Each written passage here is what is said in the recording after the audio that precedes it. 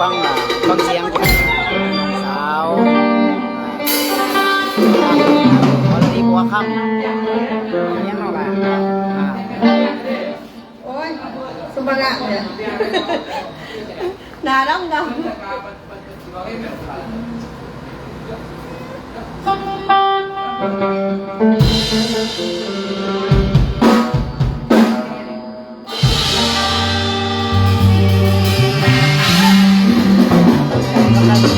มาในเด้อสัญญาณก็บ่อยากดีปานใดสัญญาณมันขาดเกินอนุญาต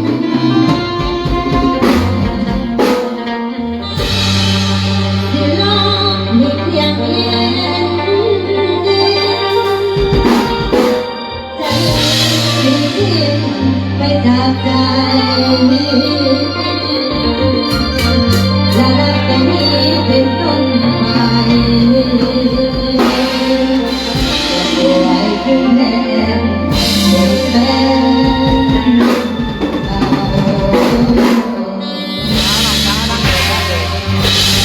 รักเธอและใจโอ้ย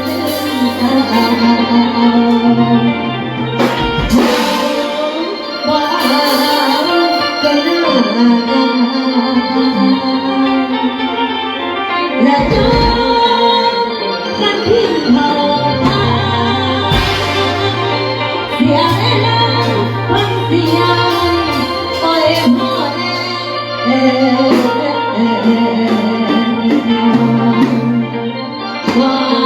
มพรไว้ในน้องไว้น้อง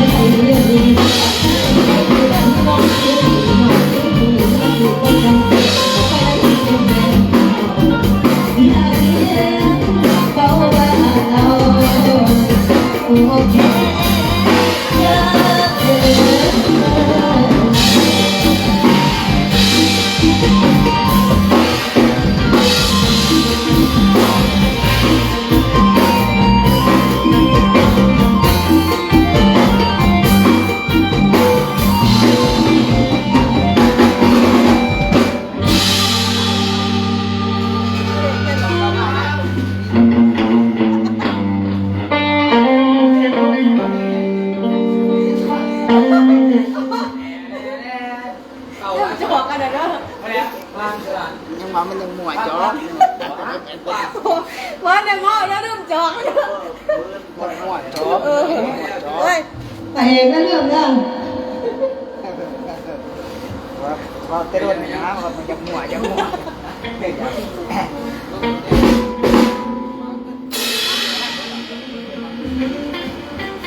เสียมันเลยเสียมัน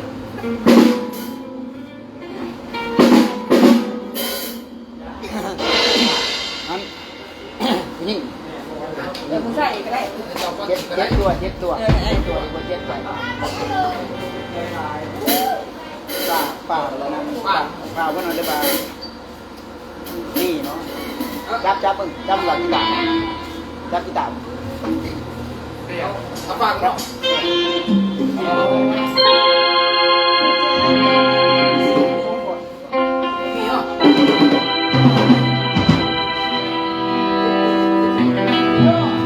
เป็นสิ่งล้ำเจ็บตัวที่เราเจ็บใจ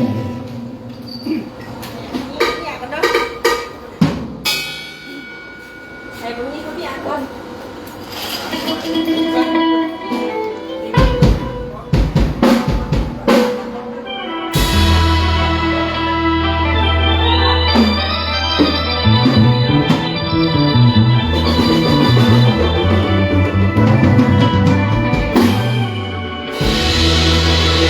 ว่าแค่ตัวหั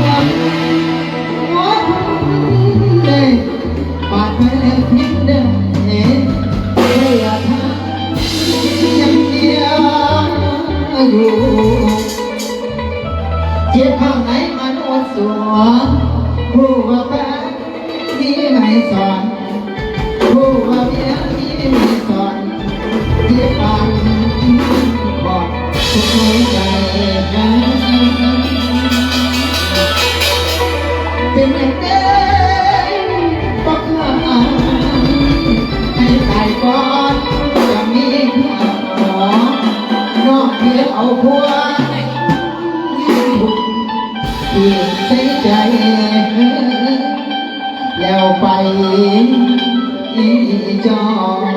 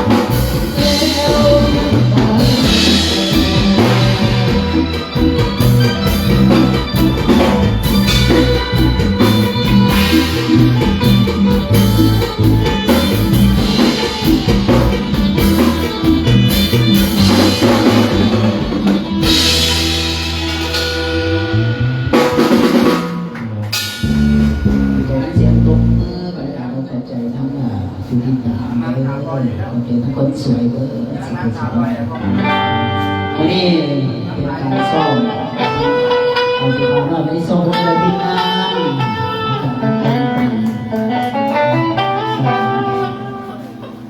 พระเอกลูกแค้นเพิ่นกระซ่อมพันไปแล้วนี่ว่าดีเนี่ยแต่น้องพอดีอยู่คำครับผู้ขาหน่อยไม่ได้โซ่ออกพรรษามีการไม่งานอย่าลืมเด้อผู้ขาเด้อเนาะอย่างใครผู้ขาหน่อยไม่ได้โซ่ไปครับใส่พร้อมด้วยน้องสาวอรดีบัวคำปิ้นใส่ตัวเองในที่นั่นน้องหลานเดี๋ยวจะปิ้นจะอ้ายไหมอ้ายที่ได้ช่วงนี้กินดีกินไปกินมาพอลืมมั่วจอจองไว้กับบดเนาะเอาบดก่อนใส่เนื้อหนาก่อนยกบดก็แล้วสิยินไม่แล้วจางเด้อ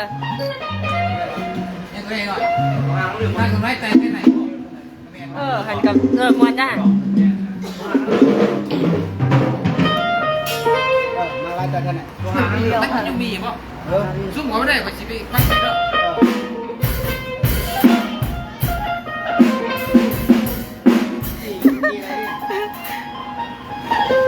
ผู้ไหวบ่ต้องห่างมันเริ่มก่อนกันเลยโอ้ยมือก่อนสลายเสียเอาปวดแล้วเนี่ยฝากเป็นเสียงเพลงอันเสียงรำบันตรงห่างนั่งลืม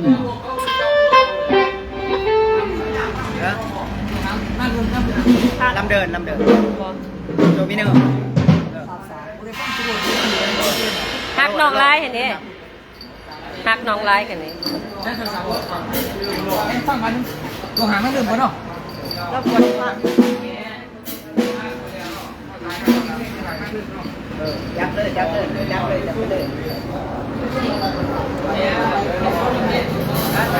ไว้สตูนี่ไว้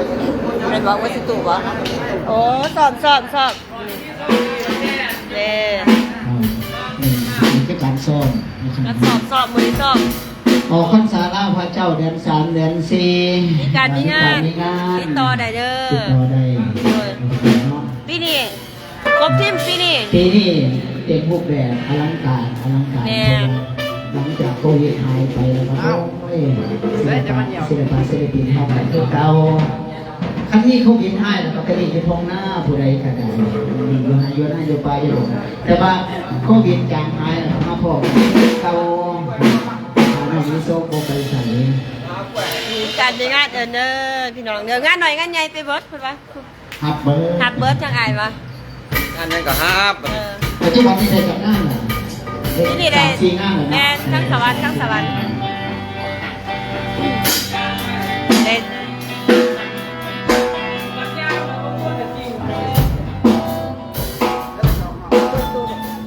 ยักษ์ยูไซด์จะจอกคนบ้านนี้เป็นเรื่องคนรวยเสือเลยที่ขอตายสงสัยแม่เรื่องนี้ทำพยาบาลนะครับได้ว่าพยาบาลมานี่โอ้โดยอ่ะรอปันนี้ต้องปฏิบัติเอาพี่เอาสุขภาพแข็งแรงเมื่อจะได้กินใจเลยรอขึ้นเก่าไอ้พอรอขึ้นเก่าไม่รอขึ้นเก่าแหละเริ่มใส่ชื่อเลยม้วนนี่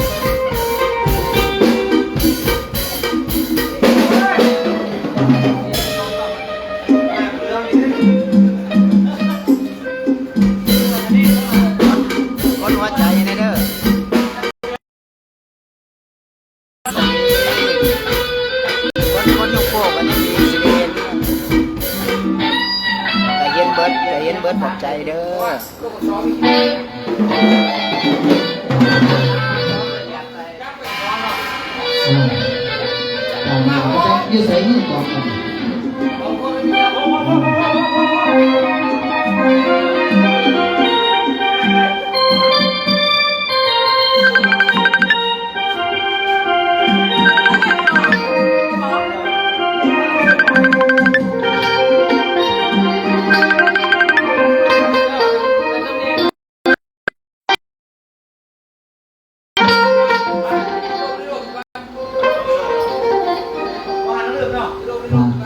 ตรงหางนั้นเลย